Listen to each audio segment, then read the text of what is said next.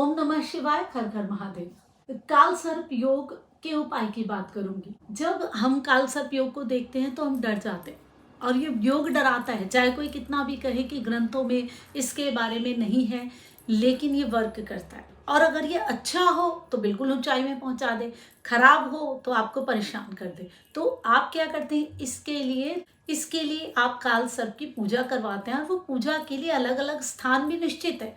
आपको लगता है थोड़ा टाइम रिलीफ लगता है, क्योंकि देखिए पूजा अपने आप में एक पॉजिटिविटी का भंडार है, एक डायरेक्शंस है जीवन के लिए। वहाँ जब आप जाएंगे पूजा करवाने के लिए या करवाएंगे तो आपको पॉजिटिविटी मिलनी है। थोड़े समय तक आप रिलीफ फील करते हैं, फिर आपको लगता है नहीं ये प्रॉब्लम मुझे आ रही है, अब फिर पूजा करवा लेते हैं। आप जीवन पर्यंत करवाते रहते हैं, लेकिन सेटिस्फैक्शन नहीं होती है, क्योंकि आप आधा ही उपाय कर रहे होते हैं। राहु केतु ही कुंडली में काल सर्प बनाते हैं, और क्यों बनाते हैं उसको पहले आप समझ लीजिए। इसीलिए आप आधे उपाय को कर रहे हैं। राहु केतु उन ऊर्जाओं से जुड़े हुए हैं, वो ऊर्जाएं जो कि हमारी जाति से अलग वाली ऊर्जाएं हैं। हमारे पड़ोसी देश भी हो सकते हैं, हमारे से जो हमारी सफाई से रिलेटेड हमारे लिए काम करते हैं, वो लोग राहु से जुड़े हुए। उन ऊर्जाओं के साथ हमने कुछ ऐसा गलत किया होता है, इतना बड़ा गलत कर दिया होता है कि उनको एक बहुत ही बड़ी पीड़ा दे दी जीवन भर के लिए। जैसे पहले लोग कहते थे ना कि सांप को मार दिया है, बस वैसे ही कोई बड़ा अनिष्ट कर दिया है, उसकी नेगेटिविटी हावी हो जाती है। इतनी ज़्यादा नेगेटिविटी होती है कि जब वो व्यक्ति जब जीवन में आता है, वो इतनी सारी चीज़ें करता है, उसके बाद भी ऐसा लगता है वो एक जाले में फंसा हुआ है। वो निकलने की कोशिश करता है, उसमें फंसा ही रहता है। आसपास पानी है, सब घूम रहे हैं, वो भी पानी में घूम रहा है, लेकिन वो उस जाले से बाहर नहीं निकल पाता अगर काल सर्प योग उसको तकलीफ दे रहा है। नॉर्मली तो देखिए 32 साल के बाद ये योग खत्म हो जाता है, लेकिन किसी की कुंडली में नहीं ये योग खत्म होता और आगे भी ये चीज़ें उसके वर्क करती रहती हैं। तो अब ये हमें सोचना है कि हम क्या करें। राहु केतु की एनर्जीज कौन सी हैं? वो लोग जो कि ये काम कर रहे हैं वो राहु केतु से जुड़े हुए हैं।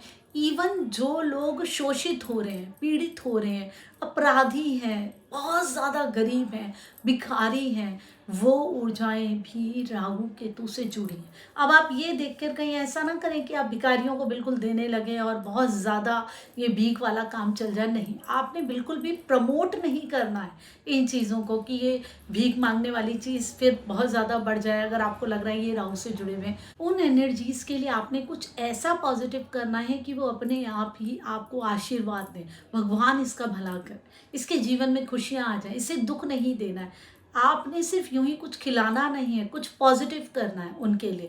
कुछ कपड़ा दे दिया, जूते चप्पल कुछ ऐसा दिया, या फिर आपकी सुविधा के अनुसार है। अगर आप ज़्यादा कर सकते हैं आप ज़्यादा कीजिए।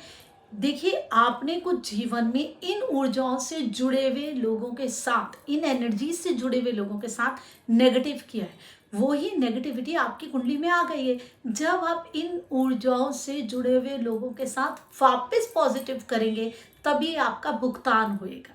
बिना करे तो भुगतान नहीं होता ना कर्म का।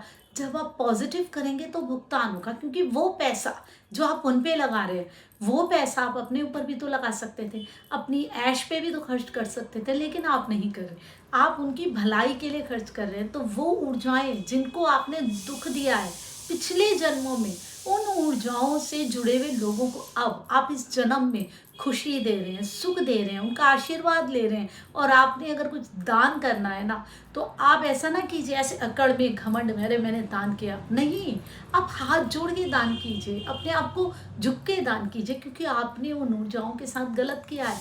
उस ग्रह से जुड़ी हुई ऊर्जाएं आपके लिए नेगेटिव वर्क कर रही हैं। जब आप अपने आप को श्रद्धा से आप कहेंगे कि नहीं, मैंने इनके साथ गलत किया, अब मुझे प्रायश्चित करना है, उस नेगेटिविटी का प्रायश्चित करना, उस भाव से आपने दान करना है। आप किसी पे एहसान नहीं कर रहे कोई दान करके, आप अपने बुरे कर्मों को खुद काट रहे हैं, क्योंकि आपने ऐसे काम किए हैं। तो आपने कोई एहसान दिखा के दान नहीं करना है, आपने झुक के नम्रता से दान करना है, चुपचाप से दान करना है, ताकि लेने वाला इतना आशीर्वाद दे, वो जो नेगेटिविटी आपके अंदर से पूरी आपकी लाइफ से निकल जाए। आधा काम वो आपकी पूजाएं करती हैं और आधा काम आपके कर्म करेंगे। इन कर्मों का बहुत महत्व है।